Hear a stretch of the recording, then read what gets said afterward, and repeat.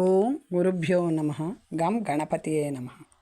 శ్రీ స్కాంద మహాపురాణము వైష్ణవఖండమునందు పురుషోత్తమ క్షేత్ర మహత్యం.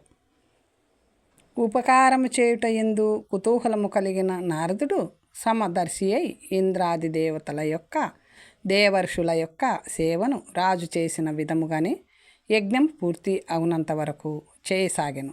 6 విధములగు అన్నపానములను 2 సార్లు శుద్ధి చేసిరి. దేవతల భోజనము కొరకు మంత్ర తంత్ర విశారదులు పాక విద్య యందు నిపుణులు తయారు చేసిరి. అమృతమును సేవించు దేవతలకు ఆకలి దప్పులుండవు, కానీ వారికి కూడా అపరూపమైన ఆ భోజనమును చూచి అమిత ఆశ్చర్యం కలిగెను. సామాన్య మానవులకు ఇంద్రద్యుమ్నుని గృహమందు భోజనము దుర్లభము. అట్లే ఇంద్రునికి సామాన్య మానవులతో కలిసి జీవించుట విశేషము. ఈ అద్భుతమైన విషయము ప్రతిదినము కొత్తగా సాగుచుండెను. సమ్మానము, ఆదరము, భోజనము యొక్క వృద్ధి కొనసాగుచుండెను. పరస్పర స్పర్ధచే అవి వృద్ధి చెందుచున్నట్లు ఉండెను. సుగంధము, పూలమాలలు, కస్తూరి మొదలగు లేపనములు, విచిత్రములగు సన్నని పట్టువస్త్రములు, మెత్తలు అమర్చిన ఆసనములు, రత్నములతో చేసిన మంచములు, పరుపులు, రత్నము దండములతో ఆ ప్రదేశము నిండియుండెను. జవాజి, లవంగము, కర్పూరము, తమలపాకులు, మనోహరములగు గీతములు, వివిధ నృత్యములు భరతమునిచే ఇతర పండితులచే రచింపబడినవి. తమ తమ వంశముల కీర్తిని కీర్తించు వందలాది వందిమాగదులు, ఇవి మిగిలిన దుర్లభములగు వస్తువులు అచ్చట దేవతలు మానవులు సాదరముగా అనుభవించిరి. అన్ని చోట్ల చిత్ర విచిత్రముగా ఉన్న ఆ ప్రదేశమునందు ఎచ్చటను తక్కువ అనున్నది లేదు. పాతాళలోకమునందు నివసించు వారికి కూడా అమృతము మొదలైనవి ఏర్పాటు చేయబడెను. వాటిని భుజించి వారు తిరిగి పాతాళమునకు వెళ్ళుటకు ఇష్టపడకుండిరి. పాతాళమునందు రత్న సమూహములతో సూర్యకాంతి లేక నగరములు ఉన్నవో అట్టి వానినే ఇంద్రద్యుమ్నుడు పాతాళవాసుల కొరకు ఏర్పరచెను. సుఖముగా కూర్చున్నవారు, ఆడుచున్నవారు, తినుచున్నవారు, ఆనందముగా నిద్రించుచున్న వారితో ఆ ప్రదేశము నిండి దేవతలకు భూమిని తాకుటకు చోటు లేకుండెను. స్వర్గము కంటే మనోహరముగా ఉన్న ఆ ఇంద్రద్యుమ్న పురమందు తాము కోరిన సుఖమగు క్రీడల యందు ఆసక్తులై దేవతలు భూమిని వదిలి వెళ్ళుటకు ఇచ్చగింపకుండిరి. స్వర్గమునందు కోరిన సుఖములు మాత్రమే లభించుచున్నవి అని చెప్పుదురు, కానీ అచ్చట కోరకనే అన్ని సుఖములు లభించుచున్నవి. ఆదరించి అడిగి అందరికీ సాదరముగా భోజనము పెట్టుచుండిరి. యాచించువారే అచ్చట లేరు, అనగా తిరిగి పోవువారు ఎవరు ఉండరు. రాజాది రాజులు నివసించు ప్రదేశములు సామాన్యులకు నిలవయ్యెను. వారి గృహములయందు ఎప్పుడును లభింపని వస్తువులు అచ్చట అందుబాటులో ఉండెను. ఊహకు అందని వస్తువులు కూడా అచ్చట సులభములై ఉండెను. ఈ విధముగా యజ్ఞపురుషునికి ప్రీతికై యజ్ఞము సాగుచుండెను. యజ్ఞము చేయుటకై భూమిపై గల సమస్త వస్తు జాతము కొని రాబడెను. బోసిపోయిన భూమి బంగారు వర్షము కురియుటచే తిరిగి మిక్కిలి అలంకరింపబడినది అయ్యెను. ఈ విధముగా ముల్లోకములయందు నివసించు వారికి అనుదినము దానము, సమ్మానము, భోజనము విధి విధానముగా జరుగుచుండెను.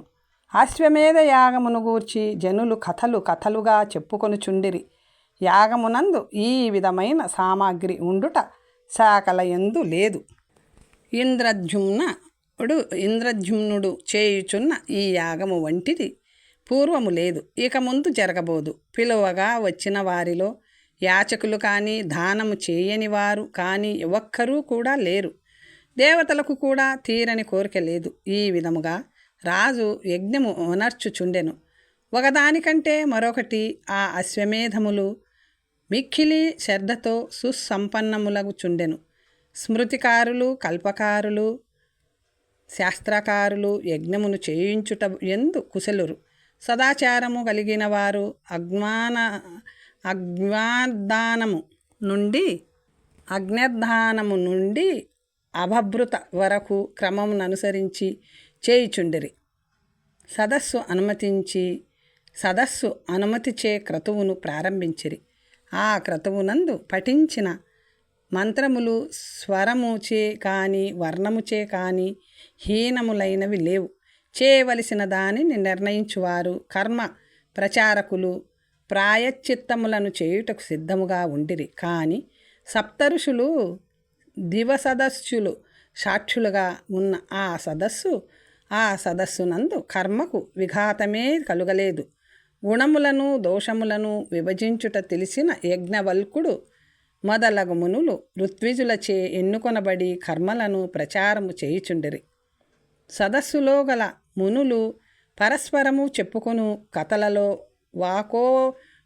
వాక్యములు, సూక్తములు, రహస్యమగు ఉపనిషత్తులు, పౌరాణిక గాథలు, విష్ణుభక్తిని చాటునవి, విష్ణువు చరితమును వర్ణించుచున్నవి, పాపములు పోగొట్టునవి ఆ సభయందు వినబడుచుండెను. ఆ యజ్ఞమునందు అవిస్సులు ప్రత్యక్షముగా అగ్ని మధ్యమున్న వేల్చబడుచుండెను. సంతోషంతో ఉన్న ఇంద్రాది దేవతలు అచ్చటని చిరకాలముండి అమరావతిని కూడా తలుచుట మానిరి.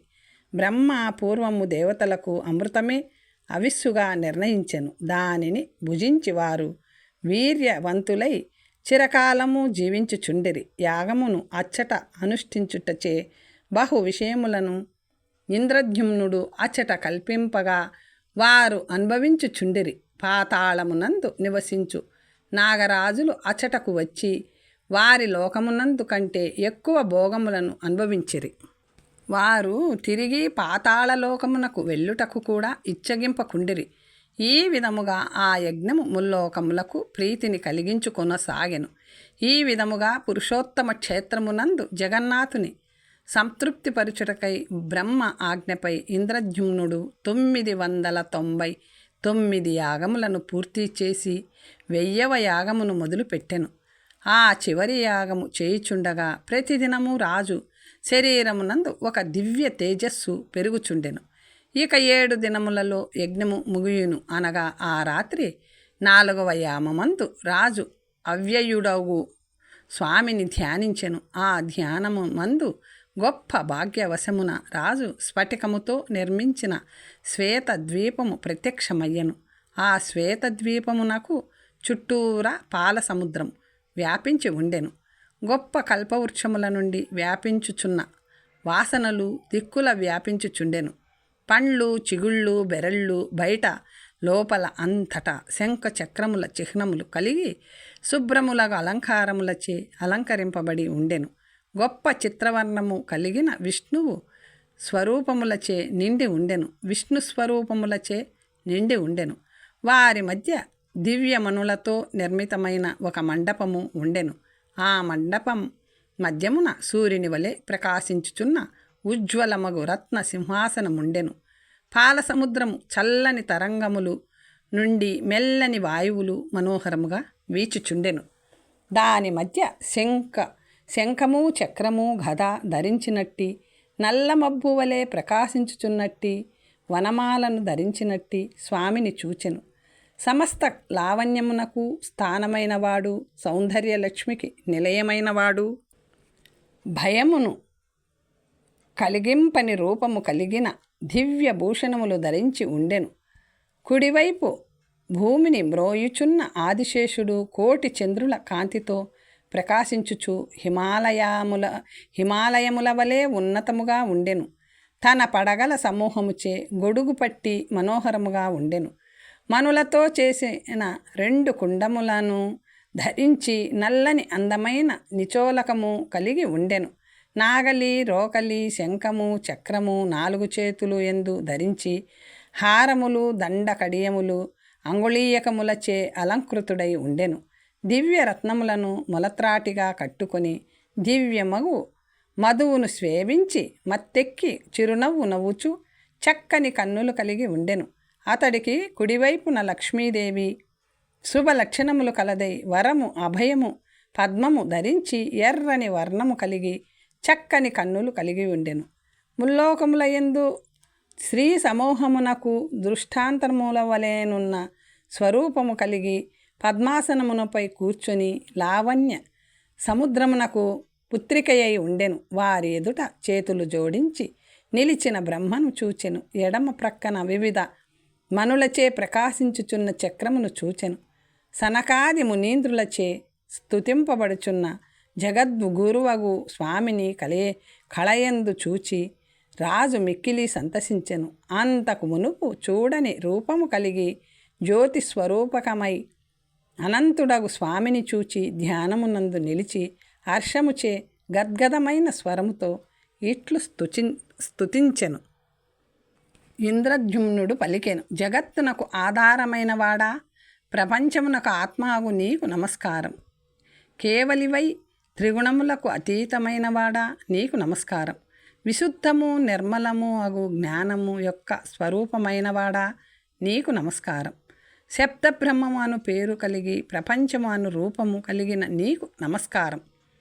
సంసారమునందు పడి అలసి ఉన్నవారి దుఃఖమును ధ్వంసము చేయువాడా, దుర్భేద్యమగు హృదయ గ్రంథిని ఛేదించువాడా నీకు నమస్కారం. కోటి బ్రహ్మాండములను నిర్మించు ఓ శిల్పి చక్రపాణి నీకు నమస్కారం. జాలి అను అమృత సముద్రమునందు తెల్లని నివాసము కలవాడా నీకు నమస్కారం. దీనులను ఉద్ధరించువాడా, అతి రహస్యమగువాడా, జాలికి సముద్రము వంటివాడా నీకు నమస్కారం. ప్రకాశమునిచ్చు సూర్యుడు మొదలైన నక్షత్రములకు కాంతినిచ్చువాడా నీకు నమస్కారం. ఓ అగ్ని పవిత్రులలో పవిత్రుడైనవాడా నీకు నమస్కారం. అందరికంటే గొప్ప అయిన శ్రేష్టమైన పొడుగైనవాడా నీకు నమస్కారం. అత్యంత సమీపమున మిక్కిలి దూరమున ఉన్నవాడా నీకు నమస్కారం. జగన్నాథ దీనబంధు నన్ను కాపాడు. సంసార సముద్రమును ఈదలేక నావ వంటి నిన్ను చేరితిని. ఓ లక్ష్మీనాథ నిన్ను చూచినంతనే నా దుఃఖములను అన్నియూ నశించినవి. చిదానంద స్వరూపుడగు నిన్ను పొందిన వారి పాపములు క్షీణించును. పరమానందము కలుగుటకు కారణమైన వాడా, సంసార సముద్రమున మునిగిన దీన మనస్కుడను అగు నన్ను కాపాడు. మధ్యాహ్న సూర్యుడు వెలుగుచుండగా చీకటికి తావెక్కడిది అని ఈ విధముగా స్వామిని స్తుతించి నమస్కరించెను. ధ్యానము ముగిసిన పిమ్మట అతడు తిరిగి తనంతట తాను తెలివి నొందెను. కళ పూర్తి అయిన పిదప ఇంద్రద్యుమ్నుడు తనను తాను తెలుసుకొనెను. అత్యద్భుతమగు ఈ కళను చూచి ఆ రాజు 1000 అశ్వమేధములు చేసిన ఫలము లభించినదని తలిచెను. 1000 యాగములు ముగిసిన నా అదృష్టం వరించినది. దేవరిషి చెప్పిన మాటలు ఎన్నడూ వృధా కావు. స్వామిని నేను ప్రత్యక్షముగా ఇచ్చట ఎప్పుడు చూడగలిగేదను అని చింతించుచు రాజు ఆ రాత్రి గడిపెను.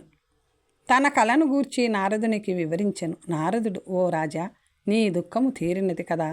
సూర్యోదయ కాలమునందు నీవు భగవంతుని చూచితివి కనుక ఈ కల 10 దినములలో నిజం కాగలదు. ఈ యజ్ఞము పూర్తి అయినంతనే భగవంతుడు ప్రత్యక్షము కాగలడు. ఇది నా మాట. చరాచరములకు అధిపతియగు బ్రహ్మ కూడా చెప్పినది. ఆ స్వామిని నీవు కూడా స్వప్నమునందు చూచితివి కనుక యజ్ఞమును పూర్తి చేయుము. దీనిని గూర్చి ఎవ్వరికిని చెప్పకుము. స్వామి ఎప్పుడు ఏది ఎందుకు చేయునో ఎవరికిని తెలియదు. కేవలము అదృష్టవంతులకు మాత్రమే ఇటువంటి కళ కనిపించును. ఆ యజ్ఞమునందు ముల్లోకములు ఒక్క ఇంటి వలె ఉండెను. శాస్త్రముల చేత, స్తోత్రముల చేత, దివ్య మంత్రముల యందలి అక్షరముల క్రమము చేత, పద స్వరముల చేత మిగిలిన శబ్దములన్నీయూ కప్పబడిపోయెను. దీనులకు ఏ అడ్డంకి లేక వారు కోరినవి అన్నీయూ ఇవ్వబడినవి. నటులకు, నర్తకులకు, సూతులకు ఆ యాగము కల్పవృక్షము వలె ఉండెను. అచ్చట మధ్యభాగమున అవభృత స్నానము చేయుటకు డేరా ఒకటి తయారు చేయబడెను. దక్షిణ సముద్ర తటమునకు సమీపమున బిల్వేశ్వరునికి చేరువలోనే రాజుచే నియమింపబడిన సేవకులు సంభ్రమముగా వచ్చి చేతులు జోడించి రాజుతో ఇట్లు విన్నవించిరి. స్వామి, సముద్ర తీరమున ఒక గొప్ప వృక్షము కనిపించినది. దాని ముందు భాగము సముద్ర తరంగములపై తేలుచూ కనిపించుచున్నది. వివిధ వర్ణములు కలిగి అంతటా శంఖ చక్రము ముద్రలను కలిగి స్నానపు గదుల సమీపమున మాకు కనిపించినది.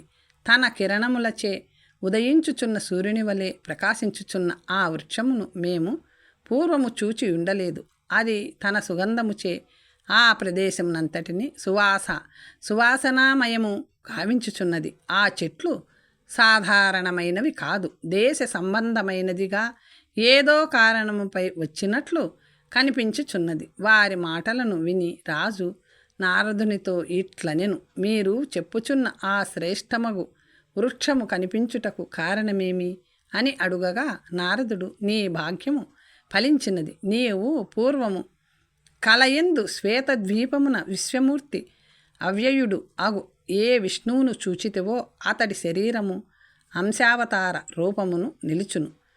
భక్తవత్సలుడగు స్వామి కోరిన రూపమును ధరించును. ఈ వృక్షము పౌరుషమైనది. దీనిని దర్శించుటకు నీకు తప్ప మరి ఒకనికి అర్హత లేదు. నీ భాగ్యము వలన అన్ని లోకములకు ఇది కనిపించుచున్నది. సమస్త లోకముల పాపమును ఇది నాశనము చేయును. అవబృత స్నానమును పూర్తి చేసి సముద్ర తీరమున మంగళకరమగు ఉత్సవమును గొప్పగా నిర్వహించి మహావేదికపై వృక్షరూపమున ఉన్న యజ్ఞేశుని స్థాపించుము.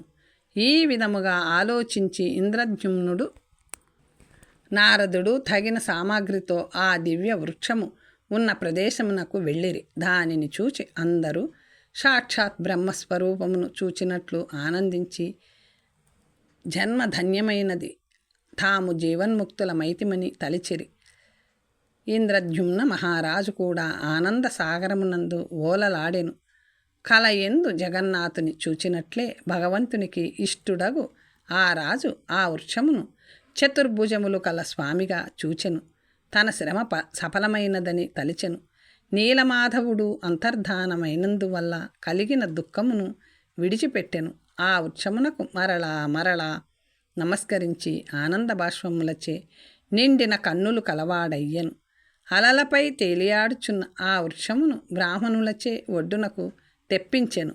శంఖములు, దుందుబులు, మరజములు, ఢక్కలు, పటాహములు మొదలైన వాటి శబ్దములచే, గీతములు, వాయిద్యములు, నినదములచే, వేలాది జయ శబ్దములచే మరలా ఆకాశము నుండి రాలిన పూల దోషిళ్లచే చుట్టూ ఏర్పాటు చేసిన నల్ల అగరు ధూపముచే యవ్వనముచే సౌందర్యం గర్వించిన స్త్రీలు రత్నదండములు కలిగిన వింజామరలచే వీచుచుండగా దివ్య వస్త్రములచే ఏర్పరిచిన పతాకములచే ఆ ప్రదేశము ప్రకాశించుచుండెను. రాజులు సమూహములచే, అశ్వములచే, పదాతులచే పొగడుచున్న వంది మాగధులచే, స్తుతించుచున్న మహర్షులచే, ఋత్వికులచే, బ్రాహ్మణులచే, విద్వాంసులచే, వైదిక పండితులచే, క్షత్రియులచే, వైశ్యులచే, సద్గుణములు కలిగిన శూద్రులచే కూడుకొని ఉండెను. బహువిధములకు స్తోత్రములచే స్తోత్రీయుల స్మార్తులు, పౌరాణికులు భూలోకమునందు విచ్చేసిన విష్ణువును వృక్షరూపమున స్తుతించిరి. మాలలు, గంధములు మున్నగు వాటిచే అలంకరించి మహావేదిక వద్దకు తీసుకువచ్చిరి. యజ్ఞ మధ్యమమునందు నిరంతరము వెలుగుచున్న వేదిక వద్ద ఇంద్రద్యుమ్నుని ఆజ్ఞపై స్థాపించిరి. నారదుని ఆజ్ఞపై ఇంద్రద్యుమ్నుడు పూజించెను. దివ్య రూపములకు వేలాది ఉపచారములను ఉనర్చెను. పూజ పూర్తి అయిన పిమ్మట నారదుని ఇట్లు అడిగెను, విష్ణువు యొక్క రూపము ఎట్లు ఉండగలదు? ఎవరు నిర్మించెదరు? అది విని నారదుడు, స్వామి యొక్క మహిమ ఊహించుటకు వీలు లేనిది. లోకోత్తరమగు అతడి చేష్టను ఎవరు తెలుసుకొనగలరు? సర్వ సృష్టిని సృజించిన బ్రహ్మకు కూడా స్వామి ఉద్దేశము అగోచరమే అని నారదుడు ఇంద్రద్యుమ్నుడు ఆలోచించుచుండగా అంతరిక్షము నుండి అశరీరవాణి వినిపించెను. అచ్చటనున్న వారందరూ ఆశ్చర్యపడినట్లు వినబడుచుండగా ఎవరికి కనిపించక అపౌరుషేయమగు స్వామి స్వరము వినిపించెను. చక్కగా దాచబడిన మహావేదియందు స్వామి స్వయముగా అవతరించును. కనుక 15 దినములు ఈ వృక్షమును కప్పి ఉంచవలేను. తగిన సామాగ్రితో ఇచ్చట నిలిచిన వృద్ధుడగు వడ్రంగిని లోనికి పంపి ద్వారములు మూయవలయను. విగ్రహము పూర్తి అగునంత వరకు బయట వాయిద్యములు మ్రోగించుచుండవలయను. పూర్తి అగునంత వరకు శబ్దము బయటకు వినిపించును. కాని విన్నచో చెముడు గ్రుడ్డితనము కలుగును. నరకమున పడిపోవుదురు. సంతానము నాశనమగును. ఎవరు లోపలకు ప్రవేశింపకూడదు, చూడకూడదు. పనికి నియమించిన వారు తప్ప రాజుకు రాజ్యమునకు చూచిన వారికి మహాభయంకరమగు అంధత్వము సంప్రాప్తించును. కనుక ప్రతిమను తయారు చేయు వరకు ఎవ్వరూ చూడకూడదు. పూర్తి అయిన పిమ్మట స్వామియే తెలియచేయును. సమస్త లోకములకు సుఖమును కలిగించు ఆ పనిని విష్ణువే స్వయముగా చెప్పుట వినిరి. అట్లే చేయుటకు నిశ్చయించుకొనిరి. అప్పుడు వడ్రంగి అచ్చటకు వచ్చెను.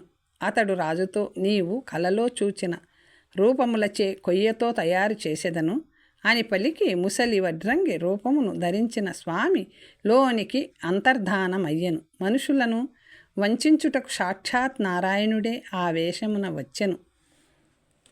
అప్పుడు ఆ ఇంద్రద్యుమ్న మహారాజు అశరీరవాణి అంతరిక్షము నుండి ఎట్లు చెప్పెనో అట్లే చేసెను. ఈ విధముగా దినములు గడుచుచుండగా దివ్య గంధము యొక్క సువాసన వ్యాపించెను. పారిజాత పుష్పముల వాన కురియుచుండెను. అది మానవులకు దుర్లభమైనది. దివ్యమగు సంగీత నాదము, అందమగు గీతములు, సన్నని బిందువులచే అందముగా నున్న ఆకాశ గంగ వృష్టి కురియుచుండెను. ఐరావతము మొదలగు దిగ్గజముల నుండి వ్యాపించిన మదపు వాసన అనుభవింపలేనంతటి సుఖము కలిగించుచుండెను. యజ్ఞము కొరకు వచ్చిన దేవతలందరూ తేరుకొని అచ్చట ఆవిర్భవించిన స్వామిని చూచి ఉపాసింపదొడగిరి. పూర్వము నీలమాధవుని యందు ఏ ఏ దివ్య చిహ్నములు ఉండెనో అవి అన్నియు ఆ వృక్షమునందు కనిపించసాగెను. క్రమముగా 15 దినములు అగునప్పటికీ పూర్వము ఉన్నట్లే 4 రూపములు రూపొందెను. నేను మీకు పూర్వము వర్ణించి చెప్పినట్లే స్వామి దివ్య సింహాసనముపై బలభద్రునితో, సుదర్శనునితో, సుభద్రతో కూడి ఉండెను. శంఖము, చక్రము, గద, పద్మము ధరించిన భుజం బలములతో ఉప్పారుచుండెను. గద, రోకలి, చక్రము, పద్మము ధరించి సర్పరూపమున గొడుగువలే పట్టిన 7 పడగలతో ఉజ్వలమగు కుండలములతో ప్రకాశించుచుండెను. సుభద్ర అందమైన ముఖముతో వరము, పద్మము, అభయము ధరించుయుండెను. లక్ష్మీదేవియై సర్వ చైతన్య రూపిణియగు సుభద్రగా అవతరించెను. కృష్ణావతారమందు రోహిణీదేవి కుమార్తెగా జన్మించెను. బలరాముడు నిరంతరము ధ్యానించుటచే బలభద్ర అను రూపమును దాల్చి లీలచే అవతరించిన ఆ బలరాముని ఒక్క క్షణం కూడా విడిచి ఉండుట సహించదు. నిజముగా కృష్ణునికి బలరామునికి భేదము లేదు. లోకమున వేరువేరు తల్లులకు జన్మించుటచే వారు వేరు అను వ్యవహారము కలిగినది. బలదేవునికి సుభద్ర చెల్లెలు అనుట కేవలం పౌరాణిక కథ. లక్ష్మీదేవి రూపమున శ్రీ రూపమున అంతటా వ్యాపించి ఉన్నది. రూషమున ఉన్నప్పుడు విష్ణువని, శ్రీ రూపమున ఉన్నప్పుడు లక్ష్మి అని వ్యవహారము దేవతలలో కానీ, జంతువులలో కానీ, మనుషులలో కానీ వారిద్దరి కంటే వేరు ఎవరు లేరు. 14 లోకములలో స్వామి కంటే వేరైనది ఏమీ లేదు. అనంతుడే బలుడను పేరుతో పడగలపై లోకములను మ్రోయిచుండెను. అతని యొక్క శక్తి స్వరూపమే సోదరి సుభద్ర రూపమున ప్రకాశించుచుండెను. విష్ణువు చేతియందుండు సుదర్శన చక్రము మధ్య అంగుళీయంపై స్వామి 4వ రూపముగా వెలుగుచుండెను. ఈ విధముగా స్వామి 4 రూపములు పూర్తి అయిన పిమ్మట లోకములకు ఉపకారము చేయుటకు అశరీరవాణి ఇట్లు పలికెను. ఓ రాజా, ఈ ప్రతిమలను వస్త్రముచే కప్పి ఉంచుము. ఆ ప్రతిమలకు ఆయా వర్ణములను చిత్రింపజేయుము. విష్ణువుకు నల్లని మబ్బు వంటి నలుపు, బలునికి శంఖము వంటి తెలుపు, చక్రమునకు రక్తపు ఎరుపు, సుభద్రకు కుంకుమ ఎరుపు చిత్రించవలేను. అనేక అలంకారములతో వేరు వేరు అవయవములను అలంకరింపవలయును. ఈ దారు రూపములను ఇప్పుడు చూచినచో అది పాపమునకు హేతువగును. కనుక గట్టి ప్రయత్నము చేసి వస్త్రములు కప్పి దాచి ఉంచవలయును. కనుక ముందుగా ఈ చెట్టు బెరడుతో సమర్థులకు శిల్పులచే కప్పించి ఉంచవలయను. ప్రతి సంవత్సరము కొత్త నారచే కప్పి పాత నారను తీసివేయవలెను. నారచే కప్పబడినచో దివ్యమగు ఈ విగ్రహములను ప్రమాదవశమున కూడా ఎవ్వరునూ చూడరాదు. అట్లు చూసినచో రాజ్యమునందు దుర్భిక్షము చావులు సంభవించును, వాని వంశము నశించును. కనుక ఓ రాజా, నీవు ఎప్పుడైనను ఈ ప్రతిమలను నారచే కప్పబడకుండా చూడరాదు. మానవులెవ్వరూ చూచినను అది భయమునకు కారణము అగును. కనుక పెక్కు లేపనములు విలేపనములు అలదిన విగ్రహములచే చూడవలేను. వివిధ వర్ణములచే అలంకరింపబడిన స్వామి విలాసమును విభ్రమముతో చూచిన వారు కోటి కల్పములందు చేసిన పాపముల నుండి ముక్తిని పొందుదురు. ఓ రాజేంద్ర, చక్కని చిత్రములను చేయింపుము. చిత్రమగు కోరికలన్నీయును తీరగలవు. నిన్ను అనుగ్రహించుటకే స్వామి ఇచ్చట ఆవిర్భవించెను. నిన్ను అనుగ్రహించుటచే సమస్త జీవులకు ధర్మాది చతుష్టయమును ప్రసాదించును. నీలాద్రిపై కల్పవృక్షమునకు వాయవ్య దిశయందు 100 అస్తముల దూరమున ఒక ఉన్నతమైన ప్రదేశమందు దృఢమగు ఒక ప్రాసాదమును నరసింహునికి ఉత్తరమున 1000 అస్తముల పొడవుగా నిర్మించుము. అచ్చట ఈ స్వామిని ప్రతిష్ఠింపుము. స్వామి పూర్వము నీలాద్రిపై ఉండగా విశ్వావసుడను బోయవాడు విష్ణుభక్తులలో ఉత్తముడు. నీ పురోహితునితో సఖ్యము చేసినవాడు కలడు. ఆ విశ్వావసువు యొక్క విద్యావతి యొక్క వంశము వారే ప్రతిమలకు లేపనాధికము చేయుటకు రాబో ఉత్సవములయందు వినియోగింపుము అని ఈ విధముగా చెప్పి అశరీరవాణ్ణి విరమించెను. అది విని రాజు మిక్కిలి సంతోషించెను. ప్రతిమలపై కప్పి ఉంచిన వస్త్రమును మహావేది నుండి తొలగించెను. అప్పుడు అందరును రత్న సింహాసనముపై కొలువుయున్న బలరాముని, కృష్ణుని, సుభద్రను, సుదర్శన చక్రమును అశరీరవాణి చెప్పిన విధముగా లేపనాధికములచే అలంకరింపబడి అందముగా ఉన్న ప్రతిమలను చూచిరి. దయచే చిరునవ్వు నవ్వుచున్నట్టి, ఎత్తైన వక్షస్థలము కలిగినట్టి, దీన జనులను ఉద్ధరించునట్టి, పొడుగైన భుజములు కలిగినట్టి, విచ్ఛిన్న తామరల వంటి కన్నులు కలిగినట్టి, నవ్వుచే ఎర్రబడిన క్రింది పెదవి కలిగినట్టి, తనను చూచువారి పాప సమూహమును ఒక్క చూపుతో నాశనము చేయునట్టి, పద్మాసనమున ఉన్నట్టి, దివ్యమగు అలంకారములచే అలంకరింపబడినట్టి, తన తేజస్సుచే చుట్టబడినట్టి దారు దేహమును కలిగినప్పటికీ నిర్మలముగా ఉన్నట్టి, నల్ల మబ్బువలే ప్రకాశించుచు ఉన్నట్టి, సమస్త దుఃఖములను పోగొట్టునట్టి కృష్ణుని చూచెను. అట్టహాసముచే ప్రకాశించుచున్న ముఖపద్మము కలిగిన, విస్తరించిన పడగలు కలిగిన, కళ్ళు త్రాగుటచే నిలకడలేని చూపు కలిగిన, పడగలు ఎత్తి నిలిపిన, దృఢమైన ఉన్నతమైన వక్షస్థలము కలిగిన బలరాముని చూచెను. వెనుక భాగమున కొంచెము క్రిందికి వంగి ఉన్నట్టి, చుట్టుకొని ఉన్న శరీరము కలిగినట్టి, విస్తరించిన కైలాస శిఖరము వలె ఉన్నట్టి, నాగలి, చక్రము, పద్మము, రోకలి ధరించినట్టి, వనమాలను ధరించినట్టి, హారములు, కుండలములు, దండకడియములు, కిరీటము, తురాయిలచే ప్రకాశించుచున్నట్టి బలరాముని చూచెను. వారి మధ్యలో లక్ష్మి సుభద్రగా శుభమును కలిగించుచు రూపముతో సమస్త దేవతలకు జనని అయి, పాపము అను సముద్రమును దాటించున్నదై, విరసిన కమలముల వంటి ముఖము కలదై, వరము, పద్మము, అభయము ధరించి రూపమునకు లావణ్యమునకు స్థానమై అలంకారముచే ప్రకాశించుచు కుంకుమ ఎరుపు కలిగిన శరీరము కలదై, సాక్షాత్ మరి ఒక లక్ష్మి వలె విష్ణువుకు ఎడమ భాగమున ఉండెను. కొమ్మల చివరి భాగముచే నిర్మించినట్టి ఉదయించుచున్న సూర్యుని వలె ఆ ప్రతిమలను చూచి రాజు ఆనంద సాగరమున ఓలలాడి కర్తవ్యము మరచి, వడలు తెలియక జోడించి స్తంభము వలె కదలక నిలిచిపోయెను. అప్పుడు నారదుడు నవ్వుచూ రాజుతో ఇట్లనెను. ఓ రాజా, నీవు ఏమి కోరి శ్రమించితివో అది సాధించితివి. ఈ భూమిపై నీ ఒక్కడవే ధన్యుడవు. తామరల వంటి విశాలమైన కనులు కలిగి భక్తులను అనుగ్రహించు దయా సముద్రుడై సమస్త జ్ఞానమునకు నిధి అయి ఎవ్వరిని చూచుటకు యోగులు స్థిర చిత్తులై ఎల్లప్పుడూ ప్రయత్నించుచుందురో శ్రద్ధచే మానవులు ఎవరిని కేవలం ఒక్క క్షణము మాత్రమే చూడగలుగుదురో అట్టి స్వామి దారుమయమగు దేహమును ధరించెను. చూడుము, నిన్ను అనుగ్రహించుటకే స్వామి ఇచ్చట ప్రత్యక్షమయ్యను. కనుక భూదేవి రమణుడు దయాసముద్రుడు అగు స్వామిని స్తుతింపుము.